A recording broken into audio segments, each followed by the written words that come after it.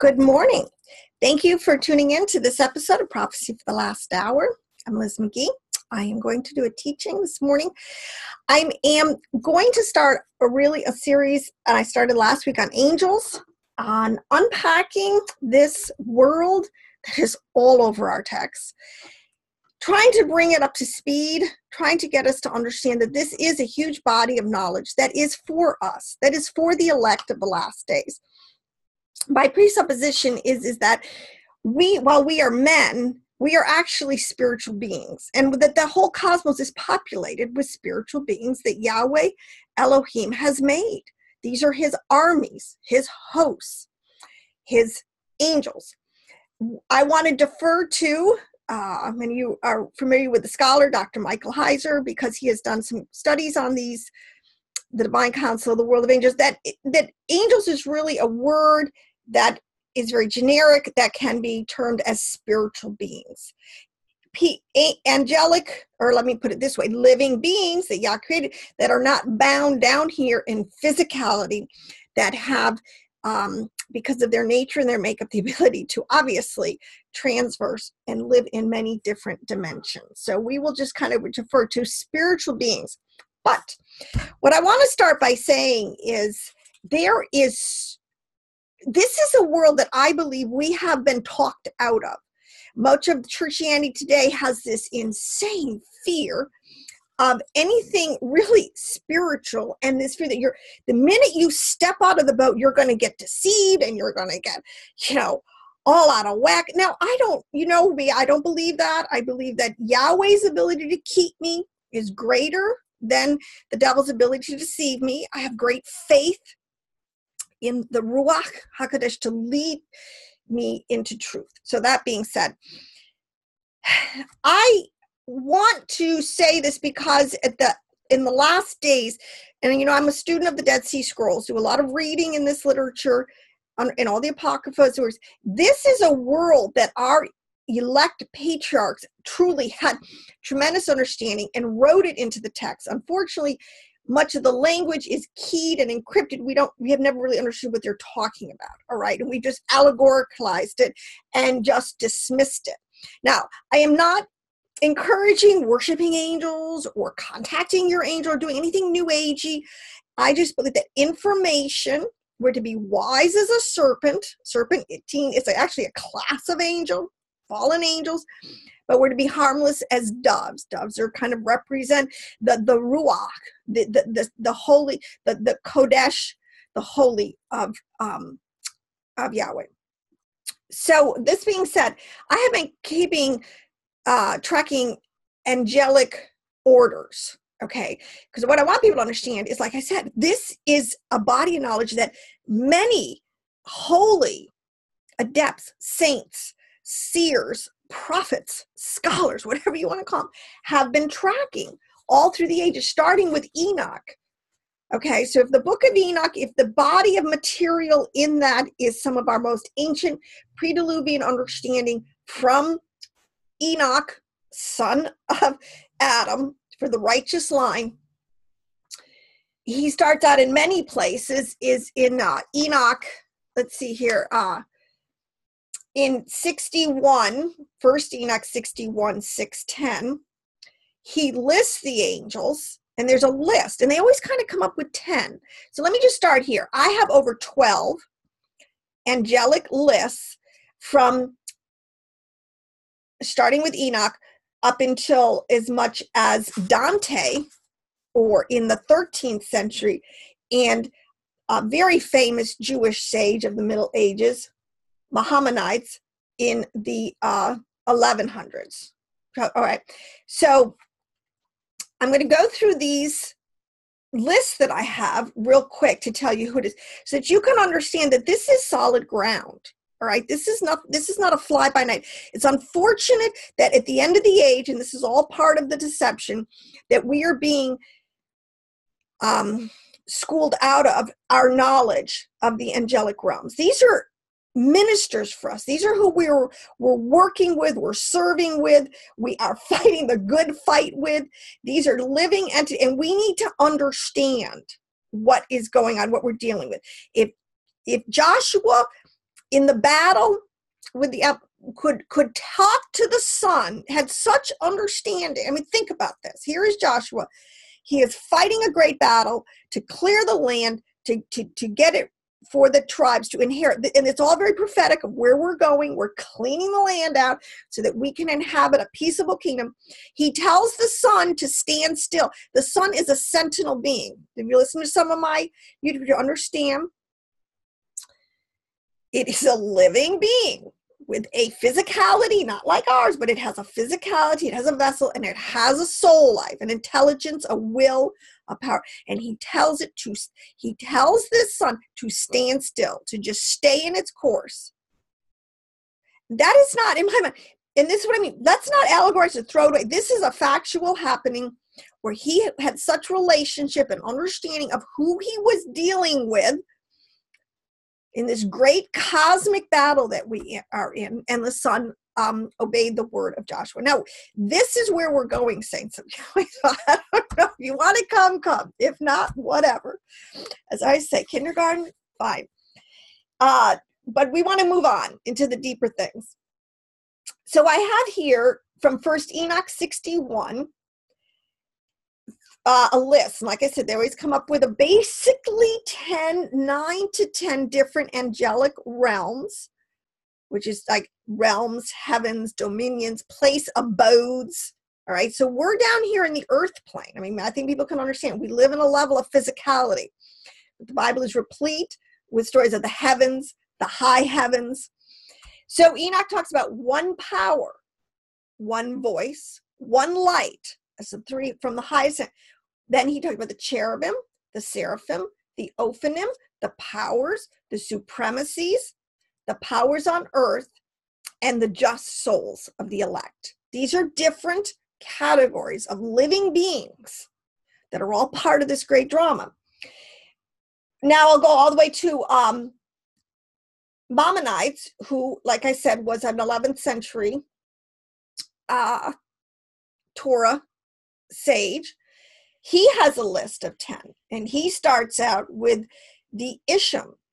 I'm just giving you some of the names that you can pick up on, but he starts with the Isham, which are usually when you see the angel, a man-like being who's dressed in linen. That's the closest order to us. This is the Ishams, goes into the cherubim, the B'nai Elohim, the sons of godly beings.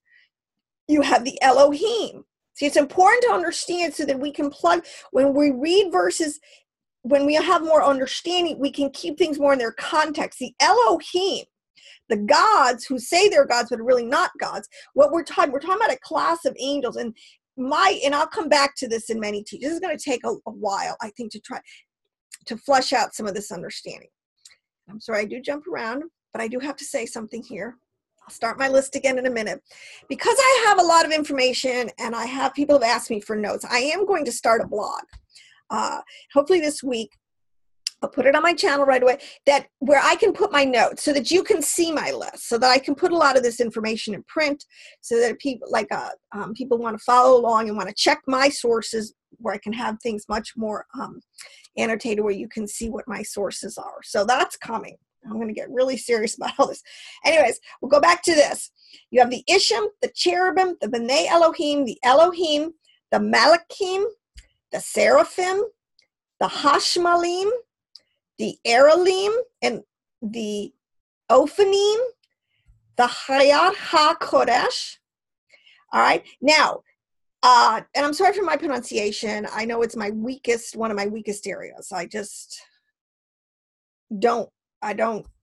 have to slow my mind down. I have to focus more on correct pronunciation. So if you'll just bear with me. But if you will see, a lot of these end in the word im, Elohim. Im is a word, it is a plural ending on the word el, or on a lot of these. Elohim, seraphim, Aralim, Ophanim. Okay, so we are talking about plural orders, plural angelic orders. All right, so then I have Clement of Rome, who actually, They will tell you that we don't have a lot of information of who this Clement of Rome is, but I think that's a lot of disinformation. He's known as the first apostolic father, and he is in listings as as the first pope. Personally, I think he is the author of the Clementine homilies. This is Clement that Kepha discipled extremely, and he went on to Rome, became the first quote unquote pope, if you will, of the church in Rome. And he's a first century. He has a list. So here you have, and that's documented fact. He is a disciple of Kepha, Peter. All right. So Peter is schooling him, discipling him specifically. He has a list: the seraphim, the cherubim, the aeons, the hosts, the powers, authorities, principalities, thrones, archangels, angels, and dominions. A lot of those words are familiar. Paul says we war, not against flesh and blood. Principalities, power, spiritual wickedness. What I want to understand these are not words that they're just pulling out. These have very specific understandings, and in their context, we are talking about angelic orders, real living beings that we are interfacing with. So I have a list. I'm a 4th century. Saint Ambrose has a list. I won't go through these. I'm just going to tell you that the people within our tradition who have studied deeply into the angelic orders. You have Saint Jerome in the 4th century also came up with the list of seraphim, cherubim, powers, dominions, thrones, archangels, angels. You have I don't even want to call him pseudo, because they get Dionysus the Areopagite. Okay, see, it's just that I think that there's a lot of misinformation about a lot of these prophets, seers, sages, whatever you want, teachers. And I think that he is, again, the record will say that he is a disciple of Barnabas, who was a disciple of Paul. He is in a lot of, especially Eastern Orthodox, has kept a lot of his history. They want to say he's 5th century. I don't really understand the world in which these scholars date these texts. I read for content. And he's spot on to me in terms of the same content that Clement talked about, that Maimonides talked about, that Enoch talked about, all right? But my point being, he is a first century disciple of Paul. He is a fellow laborer with Barnabas. This is what all the texts say. He was martyred. And church history will tell you that on the night that St. Dionysius was, in the morning he was to be beheaded, he celebrated divine liturgy with the angels of the Lord. See, what I need to understand, and in the Dead Sea Scrolls, when I get there, this whole idea that the Essenes had the understanding that Yahweh is not crooked. I've met this, that we are part of an angelic, we have fallen down to the bottom, but we used to be at the top, this whole, but it is a very ordered world, and one world flushes into the next world, They're all extensions of each other. But when you're in complete harmony and right alignment, we are worshiping, we are all together. Let me put it this way. All of our prayers, our hymns, our thanksgiving, our praises, our excellence are really all ascending together. This is the point. Yahweh wants it we are supposed to be in alignment and harmony with these angelic orders that are in obedience and in relationship to the Most High Father, Yahweh Elohim, and we are all worshiping together. This is a principle that we don't even understand today, but this is all over our texts in the ancient understanding, what we need to get back to. So again, this is not new information. I'm not making anything up. All right. We just need to go a little deeper. So anyways, we have Dionysus, and he has a lot of writings. He is known as a real true quote unquote mystic. A lot of people will call people who get into this type of understanding mystics, whatever. All right. I guess because you're starting to deal with, you're out of the world of physicality. The secularists love to only stick with things that you can taste and touch, it's here on the physical plane. But I think anyone who is in any spiritual relationship or encounter with the Most High Father understands that we are, this thing is way bigger, and there are many levels to this. So we go to Saint Gregory the Great, is a 6th century saint. He has a list and has writings. He says in the Gregory the Great in his Homilia in the 6th has a list and talks about the angels. Saint Isidore of Seville in the 7th century, the same thing. We have John of Damascus in the 8th century, same listing, usually 9 to 10. Like Saint Thomas Aquinas in his Summa Theologica, all right, he lived 1225 to 1274. He has a list. It talks about these angelic ranks and orders. We have Dante in the Divine Comedy. Again, this is what he is seeing and writing and enumerating on. And, there's another one, Dante. It's going to escape me. It's going to come back to me. He does a lot of writings. It's going to come back to me. I can't remember. I didn't write it down. Should write everything down when you think of it. All right. So like I said, this is nothing new. This is not new information. It's been highly flushed out and highly written about. Now, going back to Enoch, who is, like I said, has a lot to talk about the angelic realms. When you read Enoch, you realize right away, this guy is going places, talking about things, interfacing, having dialogue with whatever, with other living beings. Now, let me just make sure okay, and then also there is another listing. This is an understanding that is all over the Zohar. Now, the Zohar, like I've said, are the texts of Jewish, authentic, Orthodox Jewish mysticism from I believe it goes all the way back to Adam. I believe that there are books for the wise, I believe that there is information that Yahweh will bring to a person who is mature and ready to receive more of the meat of the word. The Zohar has always been that type of an understanding. And this list, the angels are very flushed out. This concept is very flushed out in the Zohar. So there is now, what we need to do is get up to speed, because we have other people, we have all New Agers, who are delving into this knowledge and kind of repackaging it and giving it back to people. And there's a lot of misinformation, and there is danger in this, because if you do not recognize and acknowledge Yahweh Elohim, the Most High Father, the Creator God over all, as the supreme authority, and that the angelic order answers to him, including us, you're just, there you are, right, for having encounters with the wrong kind, so to speak. But we're just sticking with the theology, the understanding, what we can know from our text, because I'll tell you what, it has enhanced my ability to walk with Yahweh in great peace and power and authority, and without fear, because I do believe there are angels all around, and I can walk with the angels, so to speak.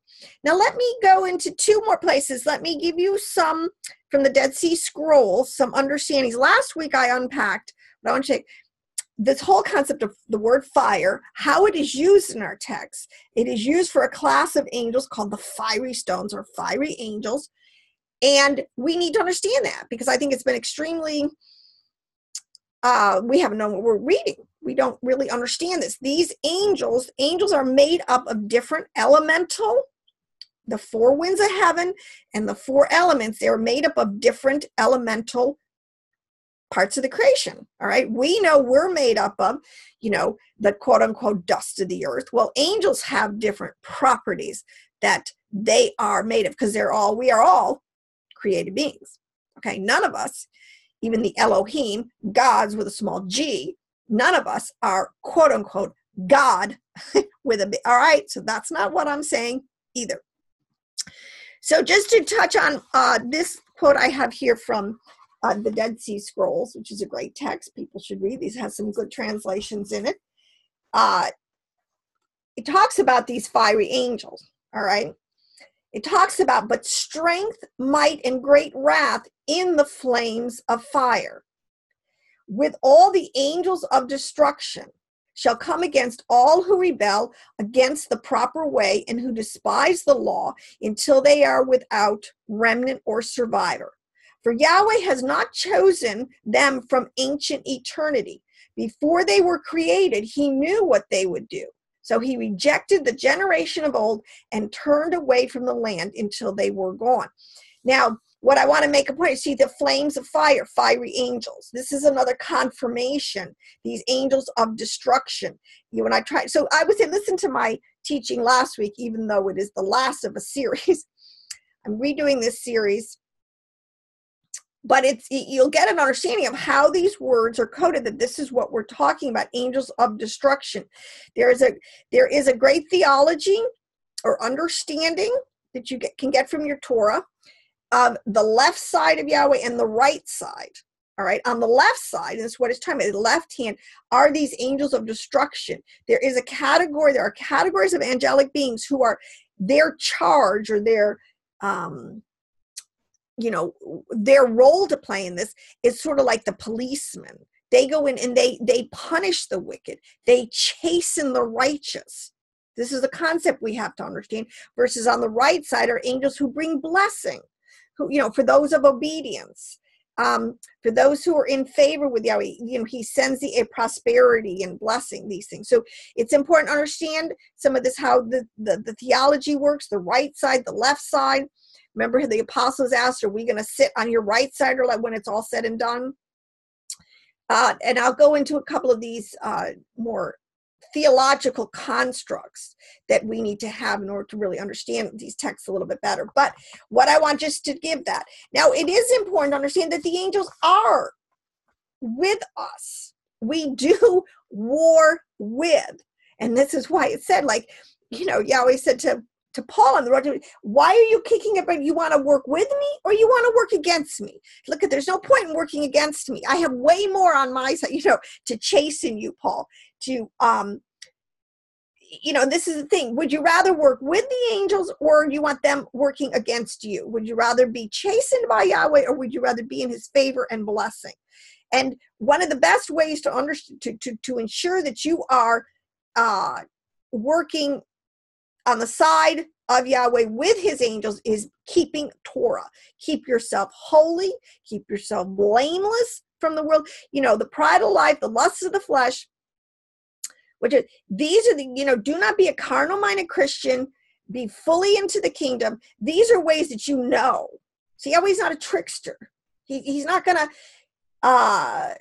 this is, if you break Torah, if you leave his habitation, his place of abode, which is holy, pure, righteous, good, true, then yes, you're going to end up with the wrong quote unquote crowd. But if you're confident that you are, to the best of your ability, because Yahweh is very merciful, to the best of your ability, you're keeping Torah, you're endeavoring to walk with the Father and understand and letting him change you. So we can have every assurance. We can have every assurance that we are walking with, quote unquote, the good angels. And we need to, because in our prayer life, it's extremely important. This is where part of our victory, where we're not getting the victory in many ways, because we don't understand this principle of being in an alignment and harmony with the supplication and the exaltation and the praise that is going up to the Father, straight up through all these different ranks. You want to be in the right. So let me just go in here over to the knowledge of the angels. A couple of, there's the War Scroll, which is a very highly apocryphal Dead Sea Scroll text. And people, you read it and try to wrap your mind around it. But my contention is it is not a physical war. It is a war of polemics. Truth will win. Falsehood will fall. And he says here in it's column 7 of the War Scroll is a verse here. It says that all of them shall be volunteers for battle. pure of spirit and flesh, and prepared for the day of vengeance. Remember, there's a day of vengeance of our Yahweh where this is all going, and that's where we're going. Why it's important to have this information. A man who is not ritually clean in respect to his genitals on the day of battle shall not go down with them into battle. See, this is information now we can begin to understand. This. When you understand Genesis 6 and the hybridization and the Nephilim, when you understand some of the stuff that's gone on, so to speak, in the camps of men and angels, you begin to understand why it is so important and why this information is coming forward now, especially as Enoch says in the last days. Because he says, on the day of battle, those who are not prepared properly shall not go down, for holy angels are present with their army. This is what we are fighting with. We have to be holy and pure because these are pure holy angels. They will not work with. They cannot. Okay? They're a little more pre-programmed in the sense of righteousness having no place with unrighteousness. For the holy angels are present with their army, and that between their camps there shall be no shameful nakedness. This is what they're talking. We need to be in a position where we are fully in our place. There's no chance we're going to get out of it, so to speak, and that we can work with the angels where we're both holy, pure, fully submitted to the head, and righteously obeying Torah. That has not always happened. See, this is the point when you understand how the history of mankind, it's not happening today. There are many covenants with unholy angels going on. All right. In another one, in this, this is from a priestly blessing for the last day, or for the last days. There's a verse here. It talks about, may he grace you with every blessing of the heavenlies. May he teach you the knowledge of the angels. See, one of the things is when we work with the angels, I say not, you understand who their rank, how they fit into the scheme. So we can work with them. When Paul makes a statement and he turns someone over to Satan because they just will not change, repent, and walk holy and obey Torah, he says, okay, such a one, just turn over to Satan. What he's saying is just give them over to the fiery angels. Give them over to the angels of punishment and destruction. Yes, for the destruction of the body, that their soul can be saved, because sometimes it takes really harsh, you really got to knock somebody upside the head, so to speak. And that is the role of many of the left side angels. So understanding some of this, understanding our relationship with, it says in another spot here in the same one, this is a charter for Israel in the last days. There is this concept that the congregation, that there will be a congregation of the just, of the elect in the last days, who will be prepared to fight and win, all right, with the holy angels. It says that to enter into this congregation of the men of reputation shall be able to enter into this congregation, for the holy angels are a part of their congregation. Okay? Now, all that being said, one of the main things to understand is that we are not talking about, when you get into these realms, these angels have the ability, are ultimate shapeshifters. All right? They are not bound by physicality. I know, I had to read this one. I don't know if I can find it quick. There was a quote in here. We've had David in the Psalms kind of talks like this about, I just don't think I'm going to be able to find it right away.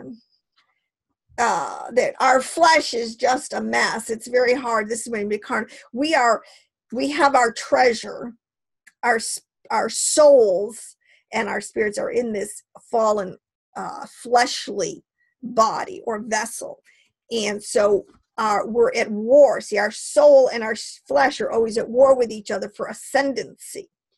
Angels have volition.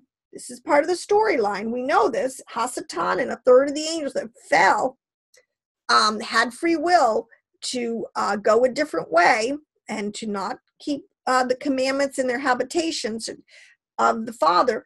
But we have, our issue is that we have our spiritual nature, our spiritual being is contained or trapped down here in a fleshly body. And unfortunately, our fleshly body, the way in our makeup, has ascendancy. In other words, when stimuli comes to us, all right, through our, what it's called, our gates. This is what it means by our eyes, right, our ears, our mouth, our nose, into our mind, whatever. These are called our gates up here in the mind, is how stimuli comes to us.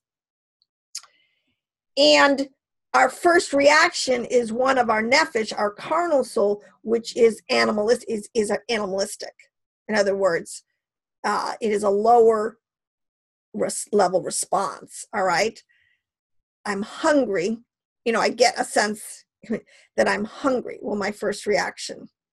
I'm not quite saying that correctly. What is we need to flip this thing around. We need to become spiritual beings first, so that any stimuli, all of our thoughts and our actions, the intentions of our heart are all holy and pure and operating out of a higher plane of holiness. All right, which we have the ability to do.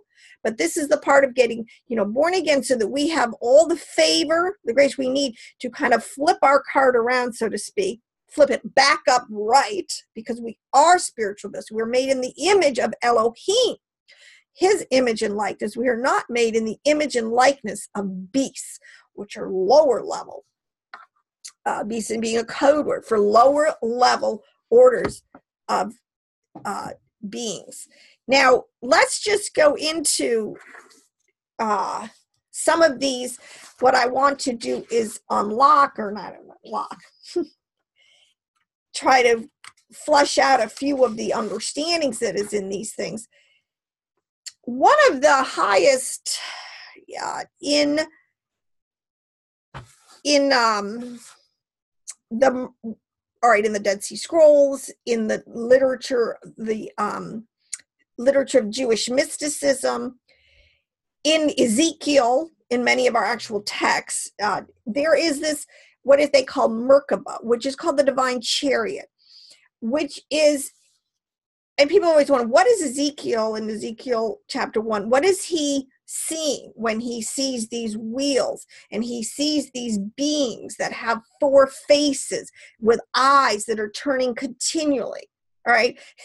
What he is seeing, all right, is one of the highest abodes and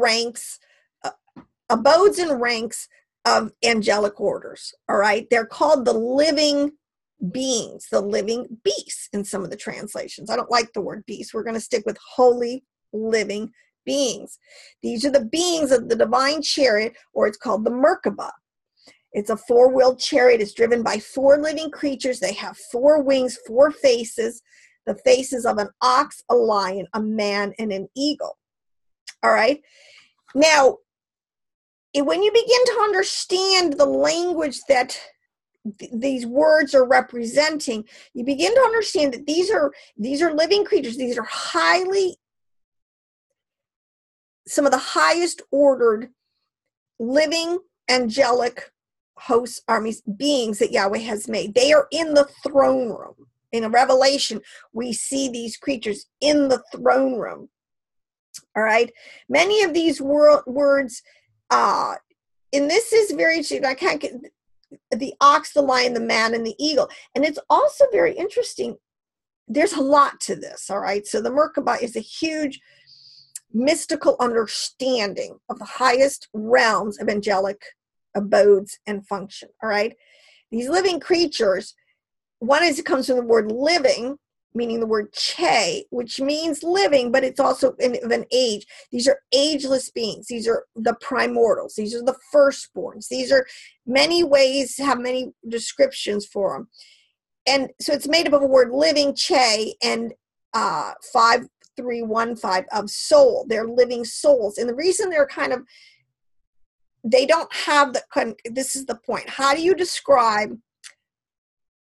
angelic beings that do not have actual flesh and blood, like we do. How do we relate to them? What kind of words? How do we make our words kind of give us a mental picture so we can begin to understand what we're doing with it? And they use words. And unfortunately, the translations at this point are so out of control. It's very hard to get a kind of accurate picture. But basically, this is an area that in Jewish mysticism has been called the Mazaroth, all right, is the Hebrew term for what you would call in the profane the zodiac, all right? But what we do know is that there is this realm where everything is written. Remember, and so I'm talking about the plan of salvation from beginning to end is written in the stars, and it is written and it's established, and it's going to happen. Everything's going to happen in its time. There's a time and a season for everything.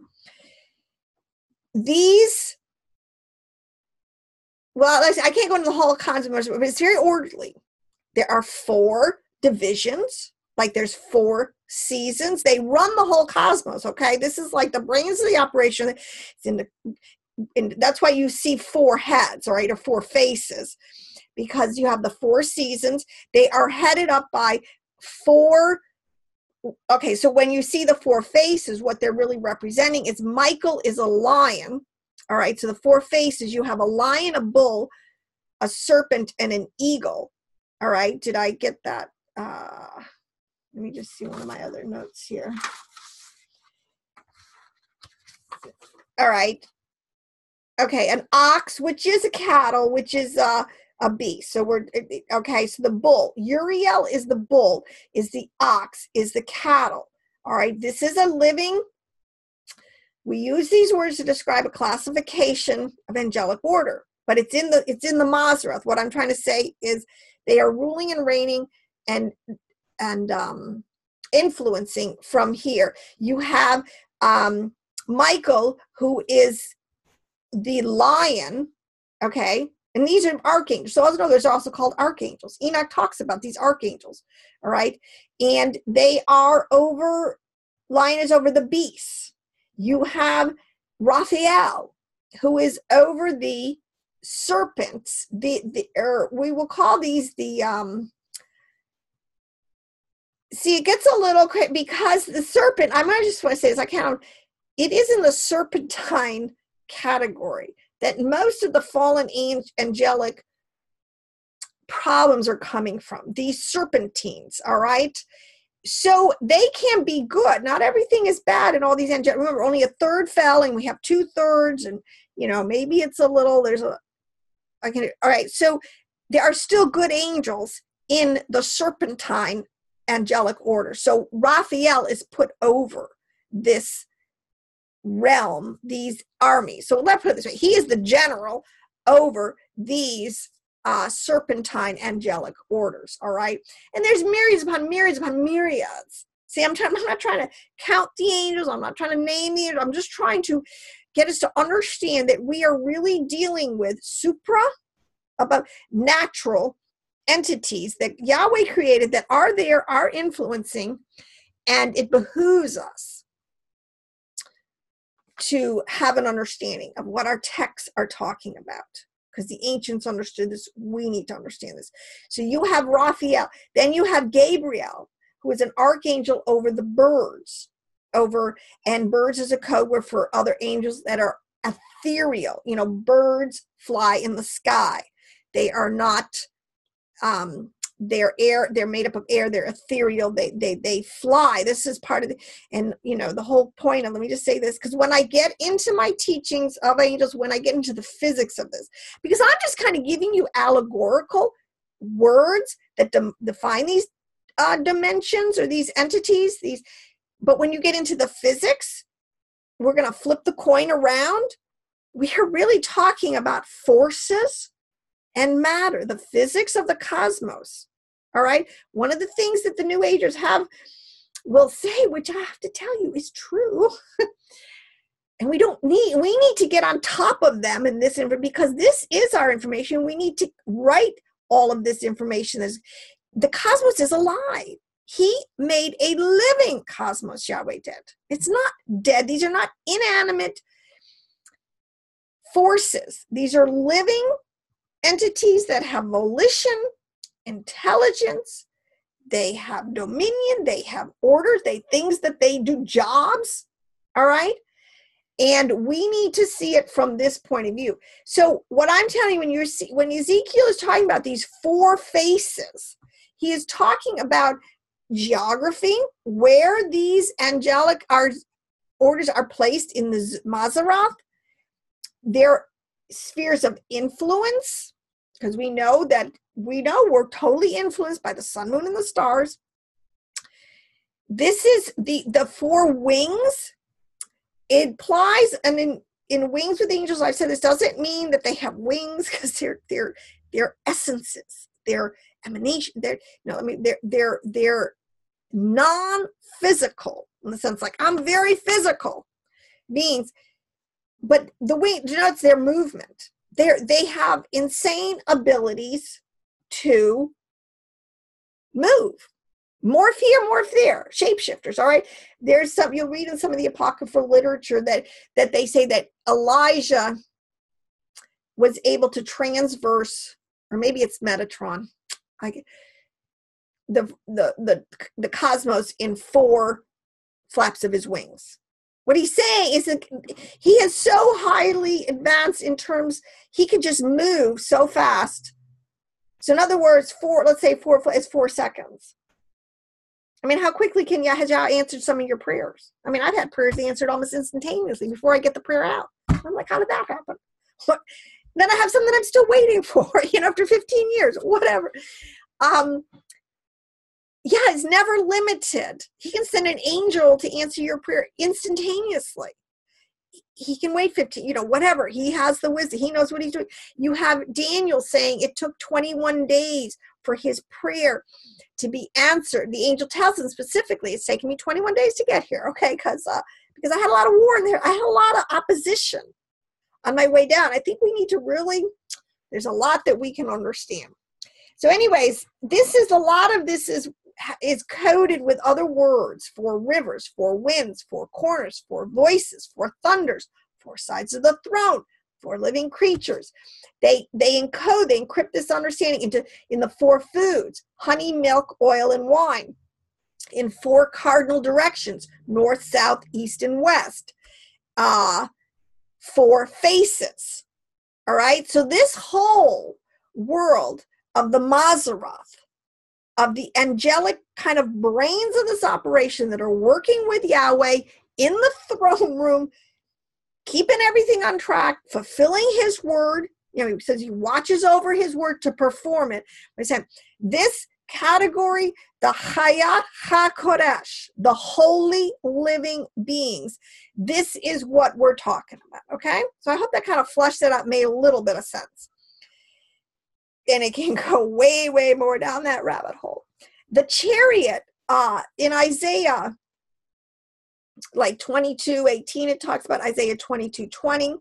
It talks about these living beings are on, or kind of moving around, sort of on this chariot, these chariots, all right? So people, and I want to tell you a little something too. You're going to slip something in.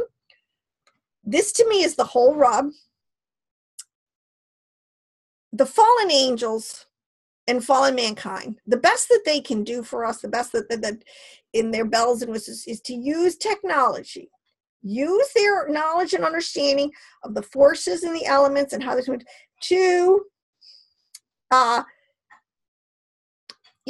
of think that they got spacecraft, or that, these this space technology. In other words, I just want to tell you is to get Alexis, that we think bells and whistles. I can put this little thing in the middle of my house and say, oh, tell me the weather, tell me the news, tell me what I should wear today. Alexis, they're getting technology to such a point that it is getting, kind of uncanny. Our smartphones, our cell phones, we can do satellites, we can do GPS, I'm telling you, the technology, the best they can do is give us technology, which is really, I won't say it's fake, but it's not. When you get into Yah's kingdom, he doesn't need technology. He is. All right? This is a big understanding, because if you're really just seeing on a carnal, fleshly level, and you're being wowed by all this technology. Oh, soon, you can, make designer babies, and you can live to be 1,000, they can make medical advances. They can do all these things. But it's really just a very low level repackaging, some bells and whistles that can make you think that it almost gets godlike in its status, but it is nothing compared to what the high heavens, what the functioning dignitaries, living beings of Yahweh Elohim have at their disposal, and they don't need technology. See, they just are. This is why I said we need to just rest in his presence, in his angelic with them. We don't need it. All right. So this is a very important concept in the end times, because we don't need to be deceived or think that this technology that they're trying to get us all to buy into is the end all be all. There is so much beyond it. It pales in comparison. I don't know what made me get into that whole thing. Sorry. Oh, okay, because the chariot. I like this, because some people say, he came down in a spaceship. No, anything that is of technology, believe me, is coming from the fallen angelic side, because they cannot access the high heavens. Believe me, if Yeshua wants to, and this is the whole testimony, if he wants to appear to you, he doesn't come in a spaceship. He just comes through the ether into your presence. Okay, I have had divine, I don't know how to describe it. I have been interfaced with presences that just come out of the ether. All right, they don't. Okay, so what I'm trying to say is, it's counterintuitive. I know it is. The presence of Yahweh, we work with it. It's a much more natural,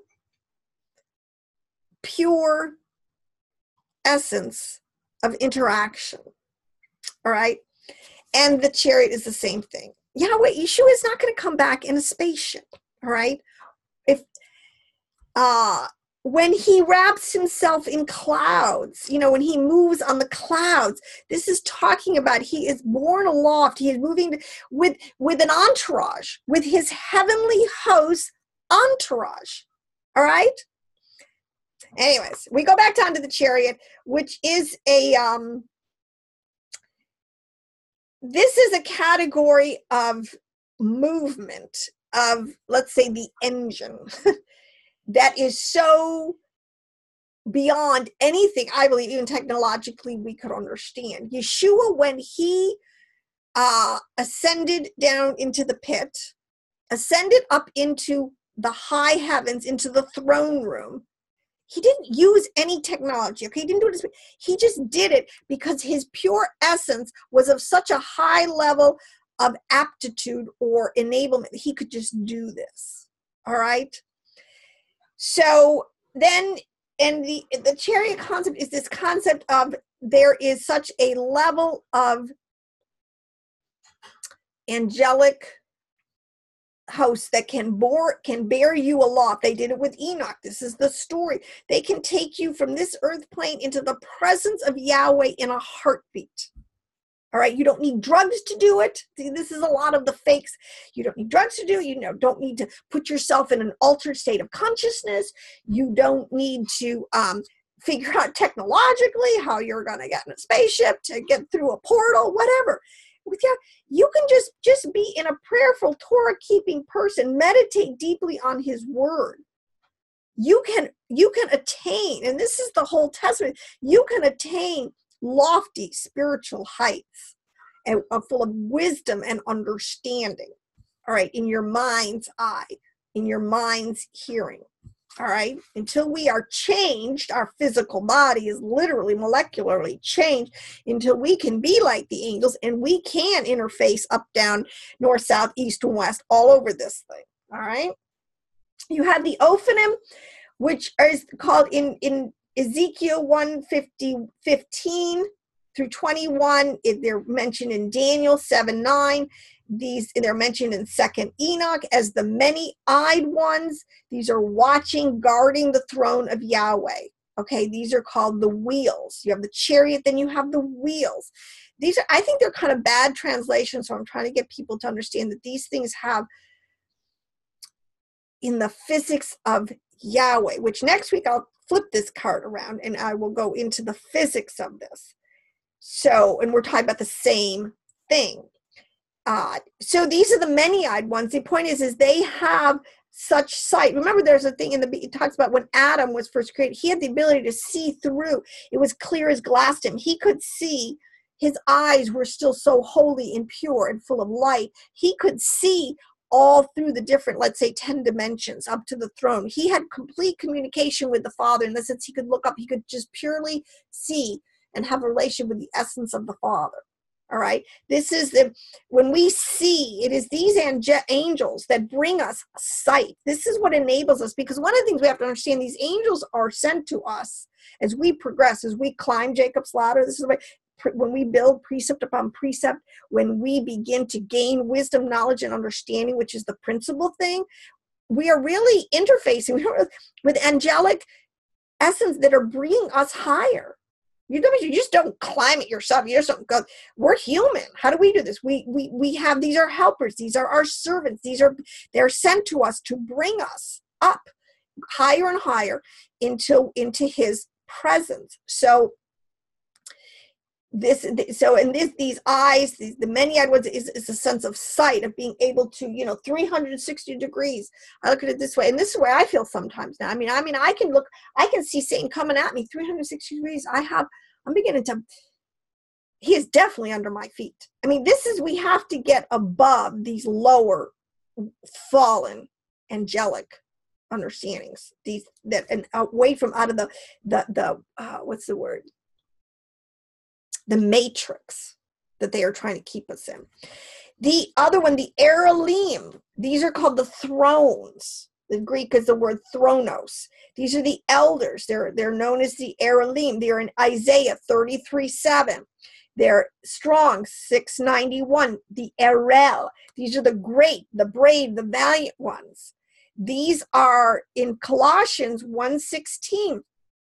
Where it talks about, for in him, in Yeshua, all things were created, things that are in heaven, in the heavens, on the earth, the visible and the invisible. The angelic realm is invisible to us, but it is just as much a part of the creation of Yahweh as our physical world is. These, whether they be thrones, dominions, or rulers or authorities, all things were created through him, by him, and for him. So this word dunamis, powers, is a lot of times equated with these thrones, with these Erolim. They are the brave, valiant ones. They will fight. If you find yourself, this Israel, I think they were a lot of times dispatched, to Israel. Get them out of the mess. Go and fight for them. One angel can, how many times in the Bible there's story, one angel, knocking down 60,000 of the enemy. We are talking about extremely powerful living beings who have authority from Yah to come and fight on our behalf.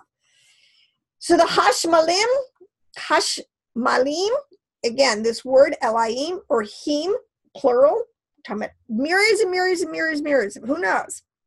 This angelic ray mentioned in Ezekiel 141, the storm wind was from the north, a cloud with flashing fire, glowing metal in the midst of the fire. These are fiery beings which communicate. This is what I was talking about in the fire angels. There's these categories. Many times angels are made up of, air. They're ethereal. They can be made up of fire. And then we get the hybridization of these fire and water, which I think I touched on a little bit. And I will. But the Hashmalim, the storm winds, the wind, these are, because wind, what you have to understand, this is a word, when we're using these words describing angelic ranks, we are not using the words in terms of down here in physicality. All right? When he says, the wind blows where, who knows where it comes from? How are you know where these angels abide? Can you, what he's basically saying, do you know where these angels abide? We're not talking about the wind down here that's blowing through my trees, all right? We are talking about winds as forces, as elemental, the winds of heaven, powers that he sends And they're made up of air or they're made up of fire. So you have the two categories. You have winds, air, you have clouds of fire flashing forth. So these are fiery beings or they are storm winds, but these are angelic ranks. All right, this is what's important to understand. The seraphim, I'm starting to go a little bit faster through these. I'm just going to end up kind of fleshing out a little bit on these words. Again, I'm going to come back soon. I might do a couple more recordings in a week. I'm going to try to do a blog. I'm going to try to get some of this information I have in a little more orderly fashion so you can go and check it out yourself. But you have the seraphim, which is shortened by seraph. These are the burning ones. This is Strong's 8314, a seraph. It's a fiery serpent. Remember I told you there's a classification, the serpentines, the draconians, the reptilians. There's all kind of words that are firing around, swirling around this word. The Nakash in the garden was a fiery one. All right. He was burnished. And I went through, when you listen to the last weeks on the fire, understand we're not talking about fire like camera. I'm talking about electrical, plasma. They glow. They have properties that makes a makeup that is when, Yeshua said he saw Satan as falling as lightning from heaven. We're talking about electrical plasma. It's really one of the four elemental states. All right. And they have 6 wings. So again, we're talking about here, some angels have, when they talk about 6 wings, 12 wings, 2 wings, 4 wings, their abilities, kind of their rank, how fast can they get from one place to the other? There is definitely a strata. Some angels are stronger than others. See, the higher up you go, the actual more power is attributed to these angels. I want to make one point. I want to look for something. All right, I'm going to end with this. All right, so we have these. Then we have the Malachim, who are, it's Malach, most common word for angels, 4397 in your Strongs. These are the messengers. They encamp around the faithful. They chase our enemies away. They keep us, who knows how many. Oh, I know. I was listening to one YouTube. Somebody showed me one, and he figuring it out, mathematically, who knows? But he said that when you take up the math, there's like over 50,000 Malachim per believer. That makes me feel pretty good.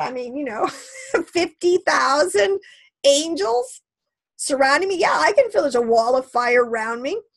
One of the kind of a word, you get a word from the Lord. One of the things the Lord impressed upon my spirit one time was a verse that came forward, and he said that I am totally surrounded by his angelic host, and nothing gets through. Nothing can get through that wall of fire on me, my protective walls, except at Yahweh's permission, in other words. So that made me feel good. And then except, of course, that would mean, so that made me also feel I better stay in Torah, because who would he let through unless a chastening angel, unless I got really picked up some willful sin again or something, it'll keep you in the fear of the Lord. I certainly wouldn't want him to let through a bunch of these fiery angels, chastening angels. Had enough of that in my life. So anyways, the Elohims, and this is next week where I will pick up with these, the Elohim and the B'nai de Elohim. These are angelic orders that are much closer from paradise, like the third heaven and down. And this is a lot of our Bible story. This is what we're dealing with. All right, the Elohims. I've done some teachings on the 70 shepherds. There's a category of fallen watcher angels that were put over the nations. This is the whole point. And listen to some of my YouTubes if you want, if you haven't on, where I talk about Paul and the tutelary angels, all right, that were given. These are the rulers, the judges, the princes, the 70 shepherds that were put over fallen man and their sons, the B'nai de Elohim. This is a lot of what's coming out, understanding today, and this is the category that we really need to get up to speed on, because we will definitely be used of Elohim Yahweh to expose this class of fallen quote unquote God, small g, that has us all in this matrix. Then you get it. There's another category called the cherubim, the strong ones. In the Garden of Eden, you had a cherub who, with a flaming sword, was put over to guard the tree of life. These are called, like I said, the strong ones. The Ark of the Covenant had 2 cherubim on it. Psalm 81 says, "Give ear, O shepherd of Israel, you who lead Joseph like a flock. You are enthroned upon the cherubim. Shine forth. He rode upon a cherub and flew, and he sped upon the wings of the wind. Then the cherubim rose up. They are the living beings that I saw by the river Chebar. They are the guardians of light and the stars." These are some of the words pulled out on cherubim. But this is, again, when he rides upon a cherub. One of the things we understand about Yeshua is he is, all of these angelic orders were created for him and by him, and he is above all of them. So when he rides, they're like he's riding on their forces, or how, I guess we understand, he takes on these forces, these angelic entities. They go with him. He's at the head of his armies. That's the point. He is at the head of his armies. If he's going to do something and he decides to bring a whole rank of these angelics with him, how else would you say it except he rode upon a cherubim and flew? They all went. Like the clouds. When you understand this and you see how when Israel was encamped in the wilderness and there was a pillar of fire before them, a pillar of cloud behind them, all right, and what it's saying here, let me just say this: the pillar of fire, you have fiery angels in the front guard, you have angelic ethereal, of wind and spirit behind him, and then over them was the cloud covering, which is even sort of a you could say this, the cherubim's like a whole cloud cover, angelic hosts. In other words, they were surrounded by angelic armies. And then we can flesh out, when you're saying the fire, a pillar of fire, those are fiery angels, plasma. You have the wind angels behind them, just a covering all over. See, we have to begin to understand that these aren't little cherubs that are just sitting on a shelf. We are talking about powerful living beings that we are interfacing with. I mean, all the time. Anyways, then the last ones are the Ishims. Let me touch on there. Guardian angels, the him, plural, the guardian angels, 5894, the waking or watchful ones. It says how we all have a guardian angel. We all have are a class of angels said to be the closest to the affairs of mortals. They are composed of fire and snow, and they are described in a lot of the in the mystical text, Judah's mystical text. They are described as the beautiful souls of just men, saints. Now let me make a point on that. They're a class of angels closest, like I said. I think I started out by saying the Ishims were just souls. In Enoch, one of the things when you keep, especially in the animal apocalypse, is you'll understand that the way Enoch writes it, the men, white men, all right, are angels, all right? But first things to understand, first, he's not talking about white like race, like I'm a white person, white man. He's talking about pure. White represents purity, pure essences, pure angelic orders that are totally in still in Yah's good grace. So these are good angels, all right? They are called men. A lot of times angels appear in our texts as men. See, and what they're doing is they're familiar with the Enochian literature. They're just carrying that archetype of angels as white men dressed in linen forward. So when you see beautiful souls of just men, it's talking about close angelic orders of pure quote unquote white men that are pure, that are angels. I hope that made sense, all right? Because you can't really confuse. We have to understand how our confusion happens because we think they're talking, white. I've read so unbelievably racist stuff. These people are so out of control. They're talking about white men, white people. No, we're talking about pure angels, good angels, all right, that are very close in the whole scheme of things, to us, there are guardian angels. I mean, I feel like I have been rescued a few times by these guardian angels, all right, appearing. So that was just a little bit to begin to flesh out this whole world. And I will continue on. But one thing I want to end on here is when you read Enoch and you read these understandings now, helps to strip away a lot of the weirdness, all right? But one of the angels that's listed in the list of the fallen angels, and like we would quit with Genesis 6, is an angel called Hadriel, Hadriel, all right? Hadriel is a forbidden name of the leader of one of the sons of God who according to Jewish, and I will use the word legend, all right? And I'm using it in the sense is this is information that has been carried forward. I totally believe that. I don't believe that legends are false. I just believe that there are legends who, like, okay, let's say I can't show you the complete verse for it because it's so ancient and our texts have become so diverse. But the concept, they will tell you, has been carried forward that this angel, Gadriel, is seduced Eve in paradise. Now, if you're familiar with, the seed of the woman and the seed of the serpent, you understand what I'm talking about. In Christianity, his name is replaced by Satan. So the angel is really called Gabriel, and we call him Satan. Today, he was introduced to the story as the lustful Nakash that showed the deep pleasures of the flesh to the first woman, who was Eve. Gabriel is the father of Cain, older brother of Abel. Though intimate in union with Eve, he taught men the art of warfare, women the art of beauty.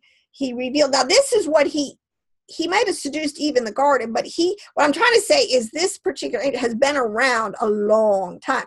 Angels are very ancient. They were created on the second day, all right? They're very ancient living entities.